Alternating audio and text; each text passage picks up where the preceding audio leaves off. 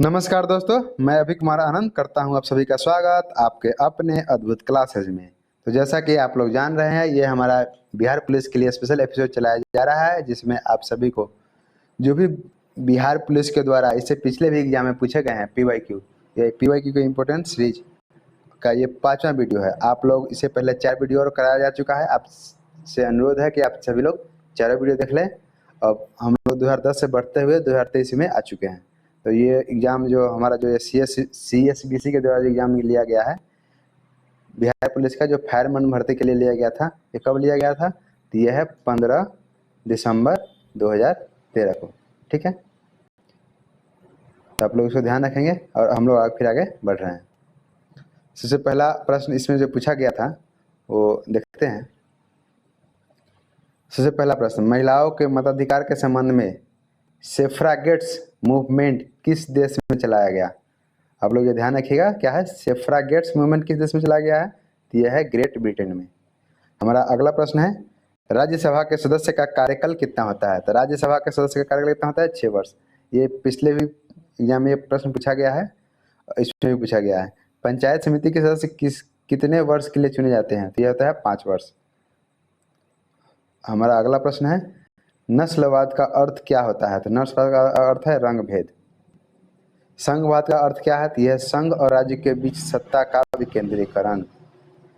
भारत एक कैसा राष्ट्र है? तो भारत एक धर्मनिरपेक्ष राष्ट्र है। भारत में दल विहीन जनतंत्र की परिकल्पना किसने प्रस्तावित की थी? तो यह था कौन? दल विहीन जनतंत्र की परिकल्पना, तो ये जयप्रकाश नारायण ने की थी। हमारा अगला प्रश्न है, भारत किस प्रधानमंत्री ने श्रीलंका में भारतीय शांति सेना भेजी? क्यों भेजे थे? तो वो थे राजीव गांधी। गांधी इरविन समझौते पर हस्ताक्षर कब हुआ? तो 1931 को हुई है। फ्रांस में आतंक का राज्य किसके शासनकाल को कहते हैं? तो आतंक का राज्य किसे कहते हैं? ये लुई 16वां। अगला प्रश्न है, प्रतिनिधित्व नहीं तो कर नहीं का नारा किस घटना का परिणाम है? तो यह अमेरिकी स्वतंत्रता संग्राम का घोषणा पत्र। ठीक है, हमारा अगला प्रश्न, गांधी जी अफ्रीका से भारत कब लौटे हैं? तो यह 1915 को लौटे हैं। संयुक्त राष्ट्र का चार्टर कहाँ तैयार हुआ था? तो यह वाशिंगटन में तैयार हुआ था।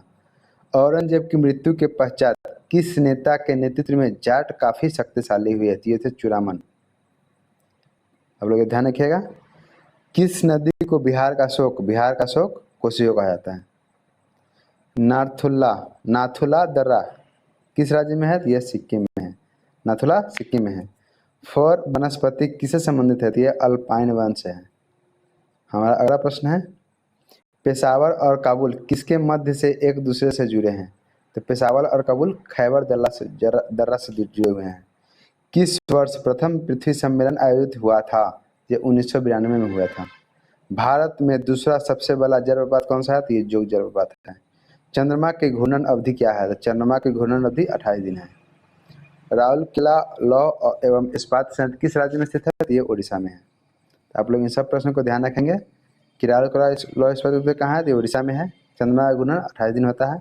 भारत का दूसरा सबसे बड़ा जलप्रपात कौन सा है? तो ये जोग है। किस वर्ष पृथ्वी सम्मेलन हुआ था? प्रथम 1992 में हुआ था। हम लोग आगे बढ़ते हैं। संयुक्त राष्ट्र दिवस कब मनाया जाता है? संयुक्त राष्ट्र दिवस कब मनाया जाता है? तो ये मनाया जाता है, एक मिनट, हाँ, तो ये मनाया जाता है 24 अक्टूबर को मनाया जाता है। कंगारू कहाँ का मुख्य पशु है? तो ये ऑस्ट्रेलिया का पशु है। कौन शरीर में विटामिन डी बनाता है? तो ये त्वचा बनाती है। जय जवान जय किसान का नारा किसने दिया था? तो लाल बहादुर शास्त्री ने दिया था। संतोष ट्रॉफी किससे संबंधित है? तो ये फुटबॉल से संबंधित है। यूनेस्को का मुख्यालय कहाँ स्थित है? तो पेरिस में। खाद्य श्रृंखला में उत्पादक प्रकाश और किसमें बदलता है? तो यह होगा रासायनिक ऊर्जा में। हमारा अगला प्रश्न है, प्रोटीन संश्लेषण किसमें होता है? तो ये राइबोसोम होता है प्रोटीन संश्लेषण। भारत में खरीफ फसल कौन सा मौसम होता है? ठीक है, तो ये जुलाई से अक्टूबर। खरीफ फसल मतलब जुलाई से अक्टूबर। ठीक, पुनरुत्पादन का विशेष क्षमता किसमें पाई जाती है? तो ये इकाइंडोमेटा में पाई जाती है। 2,4-D क्या है? 2,4-D क्या है? एक खरपतवार नाशक है। ठीक है, आपतन का कोण किनके बीच होता है? तो आपतन का कोण होता है सतह के अभिलंब और आपतित किरण के बीच होता है। विभिन्न रंगों के समूह को क्या कहा जाता है? तो यह कहा जाता है वर्णपट्टी कहा जाता है। प्रत्यावर्ती धारा में क्या होता है? तो यह धारा की दिशा, धारा का मान दोनों बदलते हैं। किसी प्रतिरोध के प्रवाहित होने वाले विद्युत धारा के कारण उत्पन्न ऊष्मा कैसा होता है? तो यह विद्युत धारा के वर्ग के समानुपाती होती है।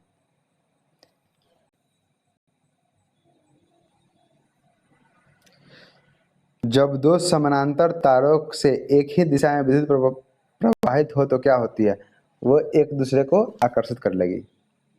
इसलिए आप लोग देखते हैं कि जो तार के बीच हमेशा दूरी बनाया जाता है। एक इलेक्ट्रॉन का भार और आवेश कितना होता है? तो एक इलेक्ट्रॉन का भार और आवेश कितना होता है? तो 1/1838 प्रोटॉन के भार के और आवेश के बराबर होता है। आप लोग ये ध्यान रखेंगे, एक इलेक्ट्रॉन का भार कितना होता है और आवेश का भार? तो ये होता है 1/1838 प्रोटॉन का भार।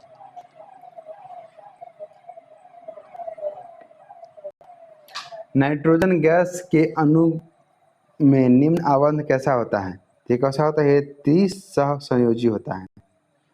ब्यूटेन और आइसोब्यूटेन क्या है? ये समावयवी है। नाभिकीय रिएक्टर में कौन सा ऊर्जा उत्पन्न होती है? तो ये कौन सा होती है? तो ये विद्युत ऊर्जा होती है। न्यूक्लियन का मान क्या होता है? तो ये होता है न्यूट्रॉन और प्रोटॉन होते हैं। आप लोग ध्यान रखेंगे। चलिए इतना ही हमारा ये यहाँ पे समाप्त हो रहा है। जो एग्ज़ाम हुई थी 15 दिसंबर 2023 को। फिर हम लोग आगे बढ़ेंगे और इसके अगला प्रश्न देखेंगे। ये हमारा 5 वीडियो का सीरीज यहाँ पे समाप्त हो रही है और हम लोग छठे वीडियो में देखेंगे कि ये एग्ज़ाम जो हुई थी 19/10/2014 को प्रथम पाली में, उसके बारे में हम लोग पढ़ेंगे और फिर उसके आगे बढ़ेंगे। धन्यवाद आप सभी को यहाँ तक बने रहने के लिए।